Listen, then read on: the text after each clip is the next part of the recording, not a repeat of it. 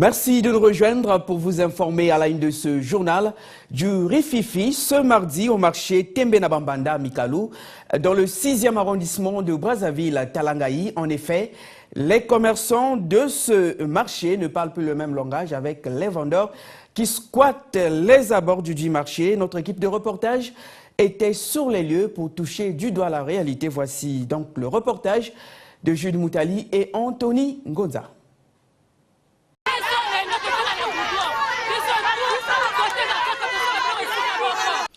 C'est ce climat qui a prévalu ce mardi au marché Tembenabambanda de Mikalou, dans le 6e arrondissement de Brazzaville-Talangaï. Les vendeurs de ce marché demandent à tous ceux qui vendent tout autour d'intégrer le marché. C'est tout un marché. On trouve tout devant le marché Tembe, sur le trottoir. Donc, nous luttons pour qu'on enlève ce marché parallèle-là, parce que ça cause une grande mévente dans le marché. Nous payons les taxes, nous payons les droits et taxes de la mairie, nous payons l'impôt. Et avec ce que nous subissons, nous demandons vraiment aux autorités municipales de faire partir tous ces gens-là qui vendent devant le marché Tembenabambanda. Du côté des commerçants installés sur le trottoir aux abords du marché, l'intégrer ne poserait aucun problème. Seulement, l'insuffisance des étals et des tables constituerait le principal obstacle. Nous, on n'a pas voulu accepter cette décision parce que les gens qui sont dehors là, on est nombreux. Donc il n'y a pas assez de place à l'intérieur là-bas. Ce qui se passe, on nous a interdit de vendre au goudron, d'entrer à l'intérieur. Mais à l'intérieur là-bas, il n'y a pas assez de place. Nous sommes plus de 500 ici au goudron. Si on entre à l'intérieur, on va rester où? C'est une question de s'entendre. On va nous chasser. Nous, on a déjà acheté des trucs, beaucoup de stock. On a dépensé beaucoup d'argent. On ne pourrait pas être perdant qui nous laisse seulement un moment de finir peut-être notre truc à vendre. Dans la foulée, le conseiller du maire de la ville à l'aménagement et au déguerpissement arrive sur les lieux. Son arrivée est aperçue comme un signe d'espoir pour les deux camps.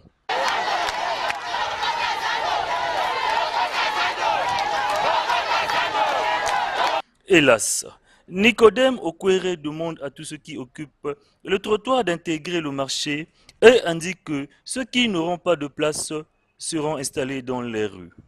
Une nouvelle qui vient comme annihiler les espoirs des squatteurs. En tout cas, ce feuilleton est loin d'être terminé. C'est un partenaire de taille en Afrique. La Chine est de plus en plus représentée sur le continent à travers même des petits commerces en République du Congo. Les commerçants chinois sont visibles dans les marchés de Brazzaville, la capitale où ils cohabitent aussi bien avec les nationaux que d'autres expatriés. Vivas Mambwana, Eric Kabamba. Au marché Poto-Poto à Brazzaville, la cohabitation entre commerçants chinois et leurs homologues congolais et ouest-africains est bonne. Les rapports entre nous sont plutôt pacifiques. C'est bien. Seulement, il n'y a pas de partout marché, ça ne marche pas. Oui, ils sont dans l'harmonie. Il n'y a pas depuis que on fait au marché de Poto, je n'ai jamais vu un attroupement, par exemple, ces chamailles entre les Chinois et les Congolais. Vraiment, c'est vraiment meilleur. La présence des commerçants chinois dans ce marché n'est pas vue d'un bon œil par ce commerçant ouest-africain qui reconnaît tout de même n'avoir aucun problème avec eux. Seulement, ce dernier pointe du doigt leurs produits qui ne seraient pas de bonne qualité. C'est une bonne collaboration. Avec les Chinois, quand même, c'est pas que je suis contre les Chinois, mais les Chinois, ils ont cassé le marché. Jamais la pacotille. Vraiment, ça va pas. Ils ont cassé le marché. Tous les Chinois sont venus, ils ont cassé le marché. Pas moins cher, c'est la qualité. Tu fais un sushi de Chinois. 2-3 jours, ça enlève les talons. Tu vois, non? Pour eux, que c'est nous, on paye à 4 000, ça peut faire une année, 6 mois. Les Chinois, une semaine seulement, c'est enlevé. Quand ça rentre dans l'eau, seulement, c'est enlevé. C'est pas qu'on s'apporte les Chinois. Les Chinois même connaissent. Depuis là-bas qu'on paye, là, c'est pas les mêmes prix. Donc, ils ont cassé les marchés. Ce commerçant chinois répond. Ici, il n'y a pas beaucoup de l'argent, mais à Afrique, il n'y a pas beaucoup de l'argent. Si on va même mettre, hein, nous là-bas, comme ça, un mètre, même 2000. C'est durable. Si on envoyait ça, tu vas garder ça beaucoup. Oui, tu vas garder ça. Il n'y a pas de gens qui vont acheter. Même le sandal, là, moi, monter pour moi-même le sandal. Ça, c'est un job. Nous-mêmes acheter des bichines à la 30 000, un sondage comme ça. Parce que c'est job. Tu peux porter ça même une année. Parce que si on envoie ça, met ça ici, les gens vont dire 30 000. Oh. Les commerçants congolais dans cette situation restent neutres. Ils jugent plutôt bien les relations entre les Chinois et d'autres commerçants étrangers. Installés au Congo au début des années 2000, les commerçants chinois sont quasi présents sur la totalité des marchés et grandes artères des grandes villes congolaises. Une arrivée occasionnée par les bonnes relations politiques, économiques et commerciales entre la Chine et les pays africains. L'antenne de la STC, Confédération syndicale des travailleurs du Congo, au niveau du laboratoire national, a désormais un nouveau bureau. C'est ce mardi que ce bureau a été installé. Merveille Ndala, Ulrich Adobi, César Bobé. 3 femmes et 9 hommes, telle est la composition du nouveau bureau de l'équipe syndicale du laboratoire national. Il sera dirigé par Antoinette Mpoiti en sa qualité de secrétaire générale. Elle entend lutter pour la régularisation de la situation des retraités sous sa tutelle. Notre première mission, c'est d'abord le problème des salaires. Ensuite, nous avons une deuxième mission. Nos travailleurs qui sont retraités depuis 2015, ils n'ont pas encore de pension. Donc nous devons voir ce problème-là ensemble avec le DG afin que la CNSS débloque cette situation-là pour nos camarades qui sont déjà à la maison. En installant ce bureau, les membres de la Confédération syndicale des travailleurs du Congo n'ont pas oublié de rappeler à ces syndicalistes les 3 missions qu'ils doivent accomplir. La première, c'est défendre les travailleurs. Bon, la deuxième mission, c'est l'éducation. C'est l'éducation, la formation. Il faut qu'ils sachent que voici le rôle du délégué du personnel, voici le rôle du directeur, voici le rôle d'un tel. Ça, c'est l'éducation. Et puis la participation au développement. Les 3 missions. La participation au développement.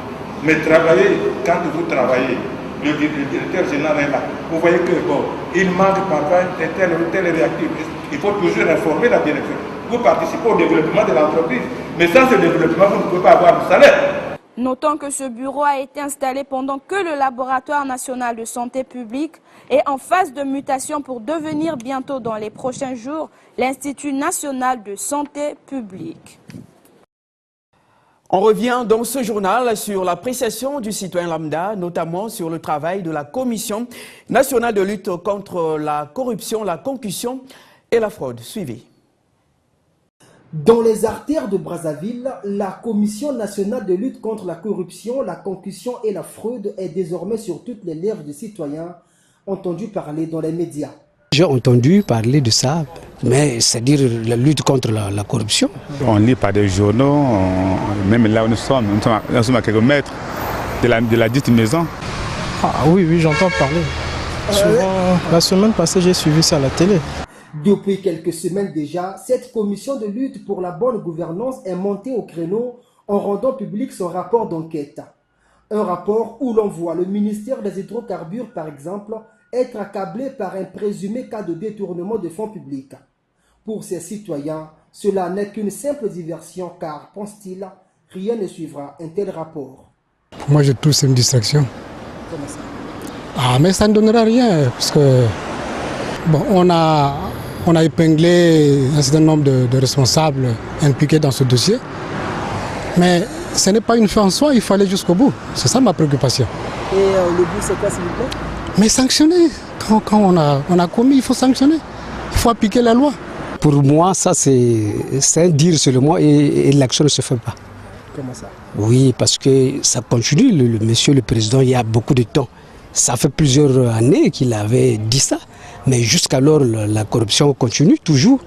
C'est un regard négatif que font montre ces Brazzavillois à l'égard de la commission de lutte contre la fraude. Un regard que ne partage pas cet autre citoyen qui pense que pour une fois, cette commission vient de bousculer les habitudes. Ça dérange qui lorsque une commission peut enfin essayer de nous dire la vérité sur ce qui se passe dans le pays. Voilà, on n'a pas vu ça depuis. Je crois qu'il faut tout de même qu'on essaye d'accorder un peu de l'importance aux institutions qui peuvent, à un moment ou un autre, dénoncer les mauvais actes que l'on pose ici et là. Rattachée à la primature, la Commission nationale de lutte contre la corruption, la concussion et la fraude est à porte-à-faux tirée avec la majorité présidentielle qui l'accuse entre autres de vices de procédure dans le rendu de ses rapports d'enquête. L'actualité aussi, on rappelle, un seul candidat reste en lice pour briguer le poste de président de la Fédération congolaise de football.